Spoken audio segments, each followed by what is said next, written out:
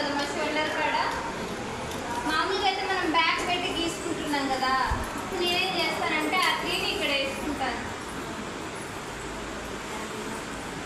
ఫ్రాష్గా.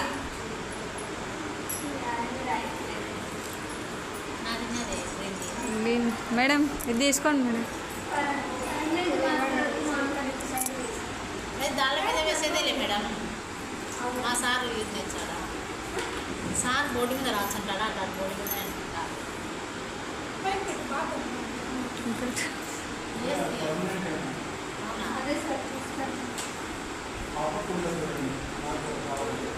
కుట్ల leg తీసుకున్నాము 7. ఇక్కడ వచ్చేసి 2.5 ఇంచు. 2.5 ఇంచు వచ్చేసి ఎక్స్ట్రా తీసుకుంటాం షేప్కి, ఆర్మోల్ కాడికి. ఫుల్ హ్యాండ్ అనుకోండి 3 తీసుకుంటాం. ఇక్కడ 7 పైన వస్తే 3 తీసుకుంటాము. 6 ఉంది మనకు హ్యాండ్ కాబట్టి 2.5 తీసుకున్నాము. ఈ డిస్టెన్స్ ఇంకా తక్కువ కావాలనుకుంటే ఇంకొంచెం కిందికి తీసుకోవచ్చు.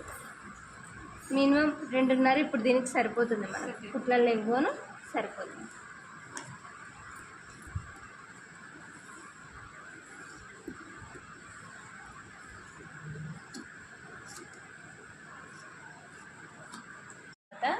ఆ 8 పెట్టుకున్న కాడ నుంచి ఈ లైన్కి ఇక్కడ లైన్ వేసుకున్నాం కదా స్ట్రైట్, 3 ఇంచులు ఎక్స్ట్రా తీసుకుంటాం. ఇట్లా 3 ఇంచులు ఒక లైన్ తీసుకుంటాం. ఈ 3 ఇంచుల్లో ఇక్కడ వచ్చేసి డీప్ వాళ్ళు అడిగేదాన్ని బట్టి మా నెక్ కొంచెం డీప్ కావాలన్న వాళ్ళకు 1/2 ఇంచు పెట్టుకోవాలి.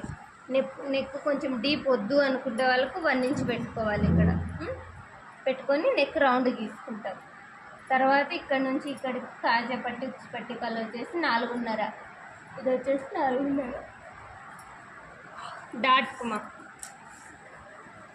డాట్ వచ్చేసి 13.5. ఇక్కడ ఈ లెంత్ డాట్. ఇదిగో ఇక్కడ బ్లౌజ్కి ఇక్కడ వస్తుంది కదా ఫ్రంట్,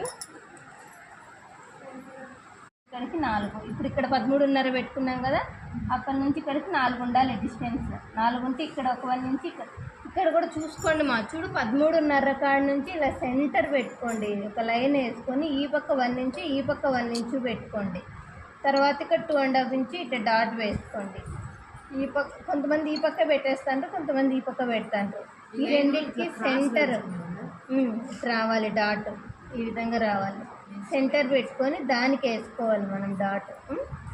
సరేనా? అది కూడా మిస్టేక్ చేస్తున్నారు. ఇక్కడ 2.5 ఇంచు కుట్టాలి.